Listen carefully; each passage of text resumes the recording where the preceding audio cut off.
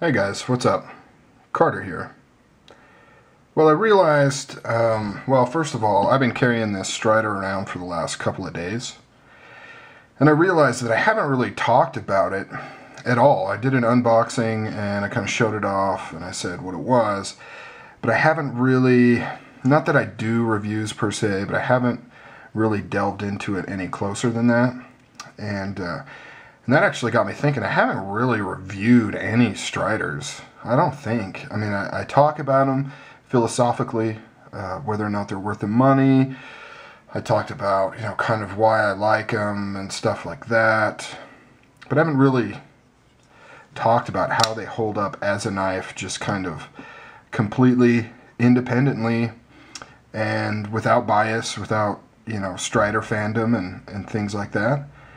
And so, hey, why not? Let's do that. Let's take a look at this SNG and just look at it.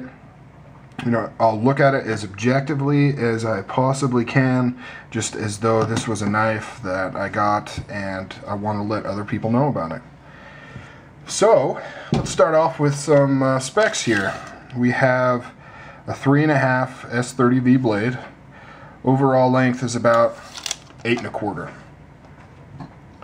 This features a 3/4 hollow ground blade. So it is hollow ground right here, makes for an excellent slicer. Really like the 3/4 ground blade that Strider does. Very thick spine, as is typical with Striders. Stays quite thick even to the end there.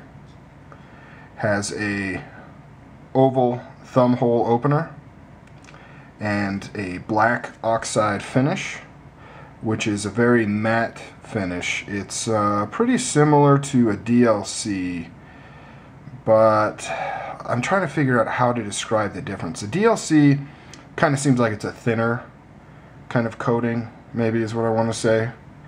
Kind of thinner and just, yeah, something along those lines. And while I'm talking about this, the famous Strider tiger striping that you've seen. I saw a video the other day where somebody had gotten their first Strider. I think it was Behemoth Super Knife, and he was kind of questioning on how they got the stripes on there, if they're spray painted. How they actually do it is they black oxide the whole blade, and this is the same process that Buck uses.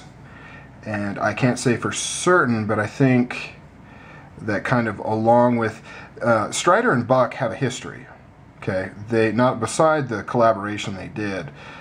Strider's been using the Boss or Bose, I'm not sure how you pronounce his name, heat treatment process for their entire career. So they've kind of worked closely together, and one of the things they share is this black oxide coating that they use. So the Tiger Stripe starts off as a fully black coated blade, and then what they do is they take the Media Blaster or bead blaster, and they actually bead blast off the sections like that. And so what's left is the dark stripes, and in between is bead blasted. And it works really well because that kind of makes it all kind of this soft matte texture. Now they also offer what they call a ghost stripe. I'm sure some of you have seen it. There's some fairly new. Some people talk about, they're not quite sure what it is or how it's done, and it's really very simple. It's not complicated at all. All they do is take their stonewash blade and they run it through the striping process. So they take a bead blaster and they bead blast stripes. And so what you're seeing is bead blasted stripes over a stonewash blade, and that's all it is. Okay, moving along. So we've got no stop pin. It uses these thumb studs as the stop. So this is the only side that actually really makes contact, is on the TI side. So this is what acts as a stop. We have the huge oversized bull pivot that they are famous for. Really big. You can see that the cutout section is about as big as most people use as their standard pivot. Really makes for a very robust design. Has the hinder lock stop right here, and this is the domed version. The disc version is on the regular Lego handles, and the Lego handles are just the square blocky handles. Speaking of handles, let's take a little bit of a closer look here. So this is the titanium side, and as you can see, it has kind of a honeycomb pattern cut out of it. all through there. Same thing on the G10. So this is the brown G10, same honeycomb pattern. The SNG version uses 3 screws, 3 body screws. The SMF, the larger version, uses 4. As you can see, it has the same one-piece G10. So all of this is milled out on the inside. Strider's a very simple construction. It's just 2 parts. There's no backspacer. It's all integral. So you have this TI side piece, you have this whole G10 piece, and then you have the blade. And of course you have bronze phosphorus washers and the pivot. And then you can take it down further by taking off the titanium pocket clip, which is bead blasted, along with the TI side on this version. Strider's pretty interesting in that they are very adamant about what they offer. For the most part, the only bead blasting you're going to find on a production Strider is going to be on this double gunner grip version.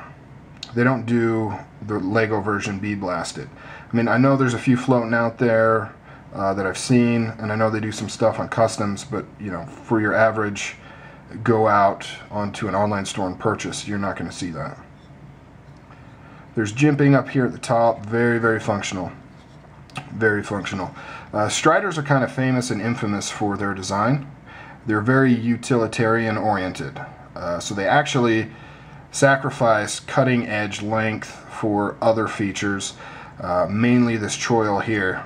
It allows you to really creep up on the knife like this, and then you can also kind of go back into a little bit of a pistol grip, if you'll notice there. It's not really straight out. The way it holds, it kind of comes in at an angle, which is funny because this is actually more of a fighting blade type angle to allow you to do quick snap cuts. But Striders have never really touted themselves as being a fighting knife. It's always been a utility knife first and foremost. Here is where the stop, closed position stop, I don't want to call it a pin, it's not actually a pin. It is the inside of this G10 here that this screw goes into. On the inside, which you can maybe kind of see, there's actually that little raised bump that screw goes through, and that's what acts as the stop in the closed position. Like most Striders, this has a very, very strong pocket clip. They've always talked very adamantly that their knives are not meant for quick deployment. They're meant for thoughtful deployment, and the pocket clip is meant to keep it in place so you don't lose it. They weren't designed to be able to be quickly flung out in an emergency. These, like I mentioned, they're utility knives. They're meant to be deliberately taken out in a precise and thoughtful manner to be used as a cutting tool, or as people often somewhat jest, as a pry bar. And I'm going to do a separate video on the pry bar philosophy. In fact, that's a good idea. I'll call it the pry bar philosophy. And sadly, that video will probably never be made. Like a lot of the videos I say I'm going to do a separate video on, I forget, and it never happens. Let's talk ergonomics. Probably the biggest elephant in the room, well, other than price. Ergonomics, no. Striders are not that ergonomic. You can kind of, when you're in love with them, you kind of convince yourself that they are, but all you got to do is wrap your mitts around an Emerson or a Paramilitary 2, and you're like, oh yeah, that's right, that's what ergos feel like. It's hard to say what the most comfortable position is. This position here, everything feels good except for here. I mean, this is a huge hot spot right here, no matter how you hold it, and your results may vary just based on the size of your hands, as well as the SNG or SMF may feel better to you. Generally speaking, the concealed carry or the double gunner grip feels better usually, just because the Lego version is so much thicker that this just really digs into your palm. And kind of the counter to that is that these are kind of meant for operators for the most part, and more than likely you're going to have some sort of gloves involved, and it's not going to bother you. So you can take that how you will. Me, I don't know what I am, but it doesn't bother me, kind of the ergos, mainly because I'm never really using my knife long enough and hard enough where that would actually cause me discomfort. Generally, I use it for kind of light tasks, or if I'm using it for hard tasks, it's pretty brief.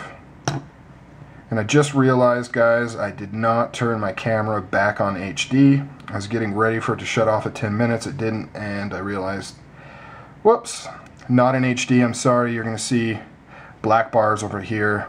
I don't think I'm going to redo the video. Sorry, guys. So anyways, moving on. Yeah, the ergos, you know, it sacrifices ergos for that just distinctive look, that classic Strider look.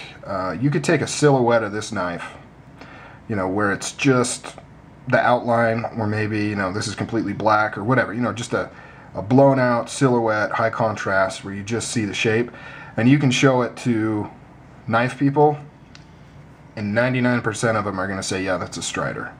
Other knives probably couldn't say the same thing.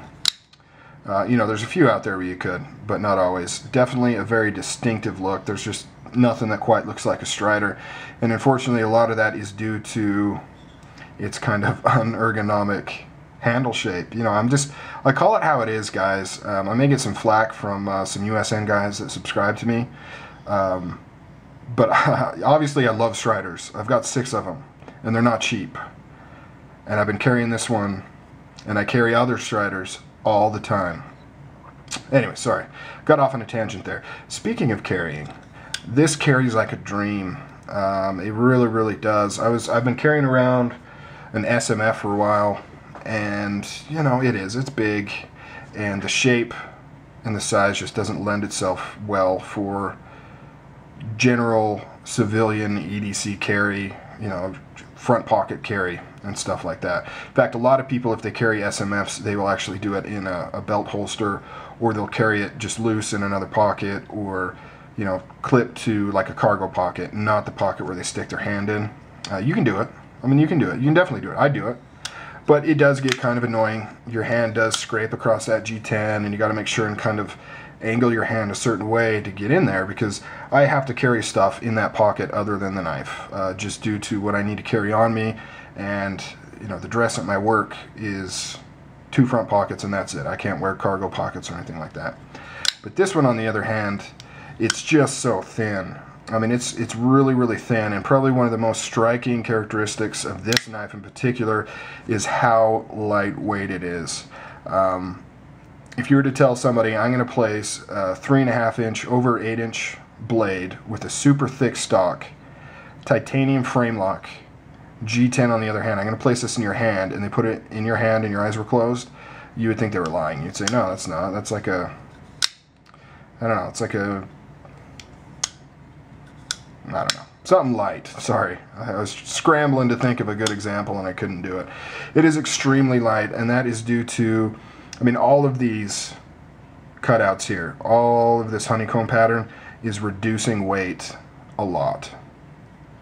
And the fact that there's no liner on this side, I mean, look how, I mean, really that's not thick at all, this G10 on this side here.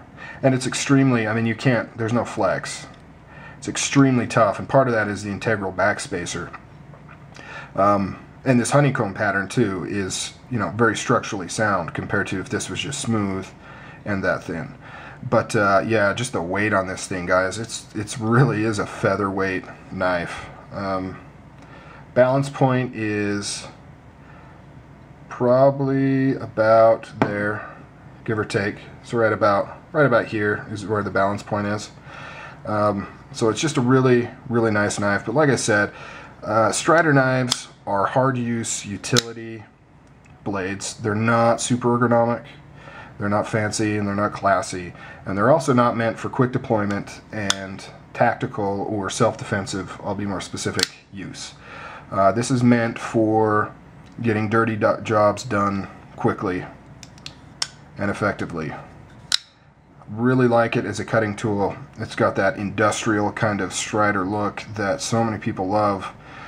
It's just a change of pace from kind of some of the overproduced knives and super flashy ones. But you know, I go back and forth. If you're somebody who's followed my channel, you know that I go into like these Strider phases, and then I go out of these Strider phases, and I'm getting Spydercos and Kershaws and things like that, and then I come back, and that's just how it is.